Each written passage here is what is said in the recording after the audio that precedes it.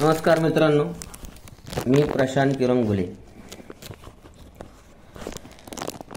मी आज आपल्याला गुन्हा या संदर्भात थोडीशी माहिती देणार आहे। गुन्हा करणे खूप सोपं आहे, पण त्यामुळे उद्ध्वस्त होणारे दोन कुटुंब यांची परिस्थिती फार हालाकीची होती।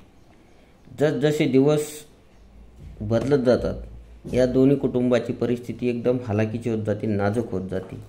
त्याचे कारण असे, कोर्ट केस, वकील खर्च, त्याचे कारागृहातील खर्च व त्याचा पारिवारिक यांचा खर्च, कमवता मनुष्य किंवा कमवता पुरुष आतमध्ये गेल्यामुळे, कारागृहात गेल्यामुळे त्या कुटुंबाची, दोन्ही कुटुंबाची, ज्यांनी गुन्हा केला तो आणि त्या गुन्ह्यात जो मरण पावला त्या दोन्ही कुटुंबाची आर्थिक परिस्थिती फार हालाकीची होती। कारण या दोन कुटुंबावर पूर्णपणे रस्त्यावर येण्याची पाळी येते। गुन्हा करणे अत्यंत साधा आणि सोपा आहे, त्यामुळे होणारे परिणाम अत्यंत गंभीर आहे। काही वेळेस असे होते की त्यांचे पूर्ण कुटुंब गरिबीमुळे मरणसुद्धा पावते।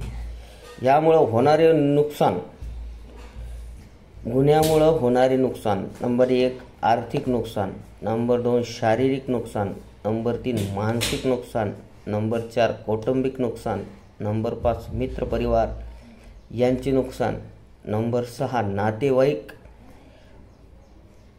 यांच्यापासून दुरावणं। गुन्हा किंवा राग हा अनावर होतो असं नाही, होत नाही, पण जर कधी गुन्ह्याला आपण आळा घातला किंवा गुन्हे करण्यापासून आपण अलिप्त राहिलो तर यामुळं आपल्या दोन परिवाराचे जे होणारं नुकसान आहे हे आपण वाचू शकतो। त्यामुळं मी प्रत्येकाला हात जोडून विनंती करतो, गुन्हा करण्याच्या आधी आपल्या कुटुंबाबद्दल विचार करावा, नंतर गुन्हा करावा। कारण ज्यावेळेस गुन्हा घडतो किंवा गुन्हा घडल्याच्या नंतर पश्चातापाशिवाय आपल्या हातात दुसरं काहीच उरत नाही। त्याच्यामुळं गुन्हा करण्याच्या आधी आपले आई वडील, पत्नी, मुलगा मुलगी यांची एक वेळेस नक्की आठवण काढा। तुम्ही गुन्ह्यापासून 100% अलिप्त राहाल। धन्यवाद मित्रांनो।